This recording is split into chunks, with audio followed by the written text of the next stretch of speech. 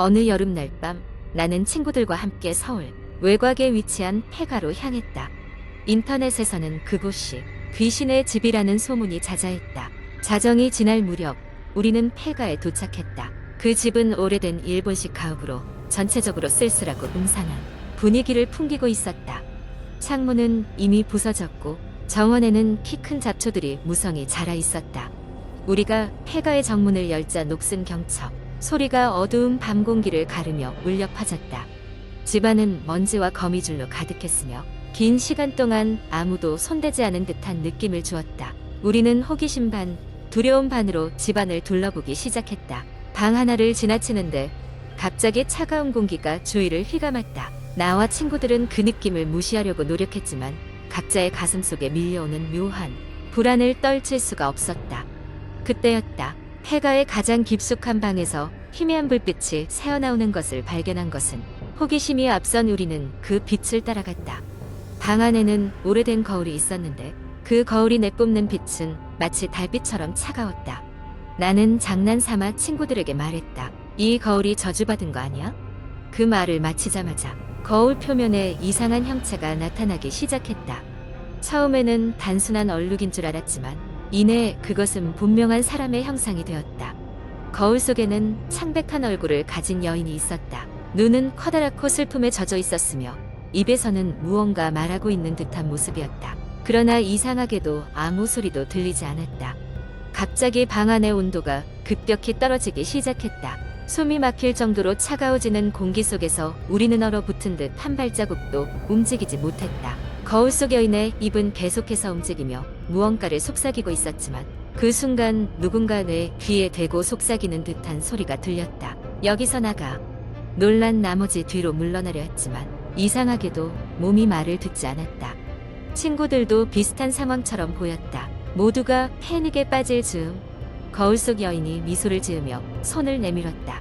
눈 깜짝할 사이 그 손이 거울을 뚫고 나와 우리 쪽으로 다가왔다. 상황이 심각하다는 걸 직감한 친구가 비명을 지르며 거울을 향해 달려갔다. 그의 몸이 거울에 부딪히자 거울이 크게 흔들리며 바닥으로 떨어져 산산조각이 났다. 그 순간 모든 것이 멈췄다. 차가웠던 공기가 사라지고 방 안에는 다시 고요함만이 남았다. 우리는 정신을 차리고 서둘러 폐가를 빠져나왔다. 밖으로 나오니 마치 거짓말처럼 따뜻한 여름밤의 공기가 우리를 맞아주었다. 그날 이후로 그 누구도 다시는 그 폐가에 발을 디디지 않았다. 하지만 친구들과 나는 종종 그날의 이야기를 하면서 거울 속 여인이 뭐라고 말하려 했는지에 대해 의문을 갖고는 했다. 당시에는 공포스러웠지만 지금은 오히려 그 여인의 경고 덕분에 무사히 빠져나올 수 있었다고 생각한다. 그리고 우리는 하나의 교훈을 얻었다. 아무리 호기심이 앞서더라도 무분별한 행동은 피해야 한다는 것을. 끝으로 그 여름밤의 체험은 항상 우리 마음속에 자리 잡고 있으며 가끔씩 생각날 때마다 등골이 서늘해짐을 느낀다. 아직도 그 여인의 얼굴과 속삭임이 생생하게 떠오르곤 한다. 여기서 나가. 두 번째 이야기.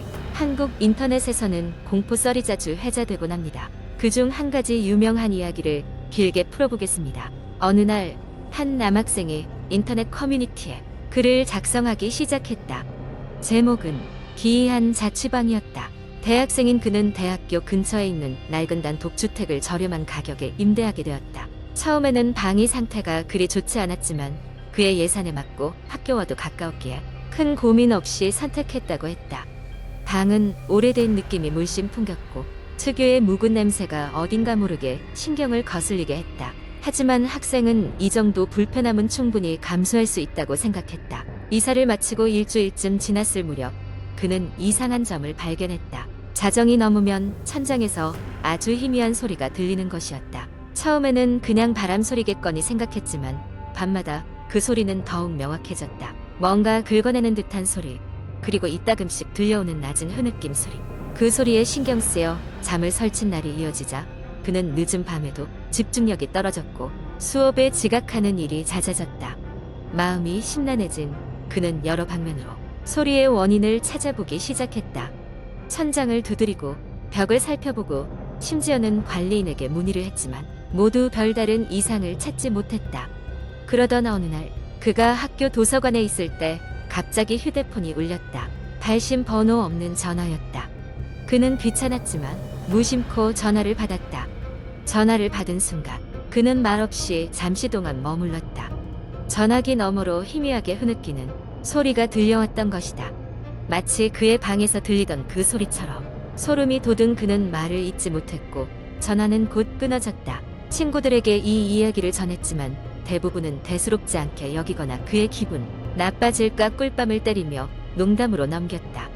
그러던 어느 날 밤늦도록 과제를 하던 그는 갑자기 전구가 깜빡이며 꺼지는 것을 경험했다. 어두운 방 안에서 그의 심장은 크게 뛰기 시작했고 등골이 서늘해졌다. 상황을 파악하지 못한 채 일어서려던 그 순간 그의 등 뒤에서 웅성거리는 소리가 들려왔다. 등골이 오싹해진 그는 조심스럽게 몸을 돌렸다.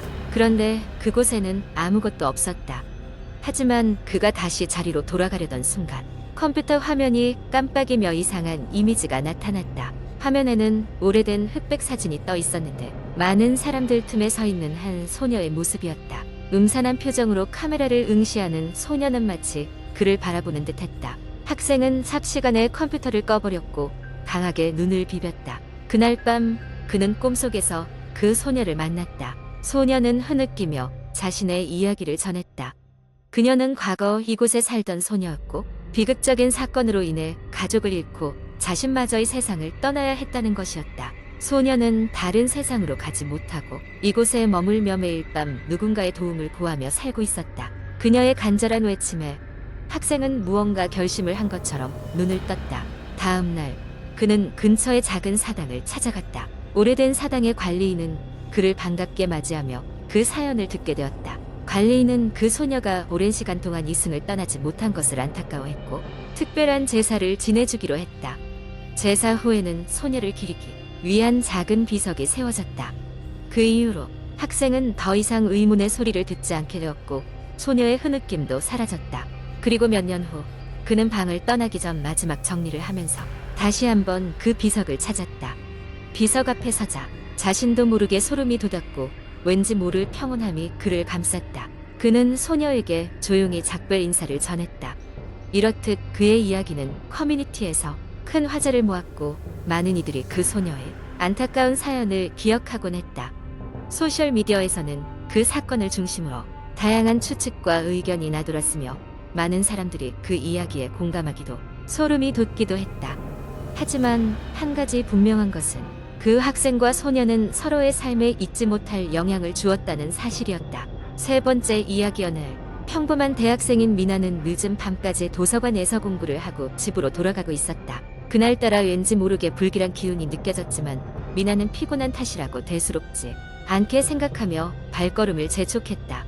그녀의 집은 깊은 산속 작은 마을에 있었고 평소에는 인적이 드문 길을 이용하여 집으로 돌아가곤 했다. 그날도 역시 어두운 산길을 따라 걷고 있었는데 갑자기 뒤에서 발자국 소리가 들려왔다. 미나는 고개를 돌려 뒤를 바라봤지만 아무것도 보이지 않았다. 기분 탓일 거라며 다시 걸음을 옮기려 할 때 이번에는 더욱 가까운 곳에서 발자국 소리가 또렷하게 들렸다.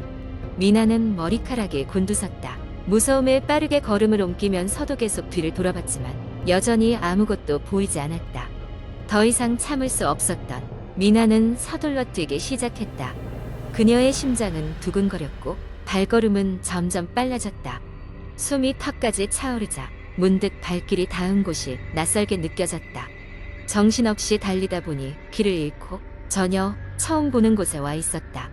두려움에 울먹이면서도 미나는 휴대폰을 꺼내 지도 앱을 켰으나 이상하게도 통신이 두절된 상태였다. 어쩔 수 없이 감으로 길을 찾기로 하고 미나는 계속해서 숲속을 헤매기 시작했다. 얼마 후 그녀는 멀리 어슴푸레한 불빛을 발견했다.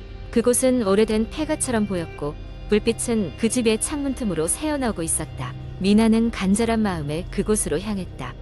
집에 다다랐을 때 찬바람이 불며 뒤에서 누군가의 속삭임이 들려왔다. 돌아가 라고 말했다. 그러나 미나는 그 말을 무시하고 집 근처로 다가갔고 문을 열었다. 안에 들어서자 내부는 생각보다 깔끔했고 마치 누군가 살고 있는 것처럼 따뜻한 공기가 감돌았다. 그녀는 조심스럽게 계세요? 라고 물었지만 대답은 없었다. 대신 부엌 쪽에서 작은 소리가 들려왔다. 미나는 두려움을 이기고 그쪽으로 걸어갔다. 부엌에는 누군가가 남기고 간 듯한 식사가 차려져 있었고 그 옆에는 일기장이 놓여 있었다. 일기장에는 누군가가 매일매일 무언가를 기록한 흔적이 있었다. 미나는 무언가에 끌린 듯 일기장을 펼쳤다. 일기는 마치 그녀의 일상을 기록한 것처럼 자세하게 쓰여 있었다. 그녀가 도서관에 갔던 날, 친구와 만났던 날, 심지어 오늘 그녀가 이곳에 오기까지의 이야기도 적혀 있었다. 충격에 빠진 미나는 가슴을 부여잡으며 일기를 떨어뜨렸다. 바로 그때 집안에는 벽을 긁는 듯 한 끔찍한 소리가 울려 퍼졌다. 미나는 비명을 지르며 문을 향해 달려나가려 했지만 문은 굳게 잠겨 있었다. 이리저리 문을 두드리고 발을 구르던 도중 뭔가 눈에 띄었다. 그것은 바로 방 안구석에서 자신을 지켜보던 무언가였다. 만족스러운 듯 웃고 있는 사내의 얼굴이 희미하게 보였고 그 순간 미나의 머리는 새하얘졌다. 집안에 있던 스피커에서 어떤 남자의 목소리가 담긴 녹음이 흘러나오고 있었다. 너를 계속 지켜보고 있었어. 이제 내 차례야. 그 후로 미나의 흔적을 아는 사람은 아무도 없었다. 얼마 후 지역 주민들이 신고로 그 집에 들어갔을 때 그곳엔 아무도 없었고 단지 사용된 흔적이 남아있을 뿐이었다. 사람들은 그곳이 오래전 실종자를 위한 장소였다는 소문을 들으면서도 두려워할 수밖에 없었다. 그리고 산길을 지날 때마다 여전히 들려오는 발자국 소리에 불안감에 떨었다. 그 소리는 오늘도 누군가 새로이 길을 잃게 하기 위해 다가오고 있다고 한다.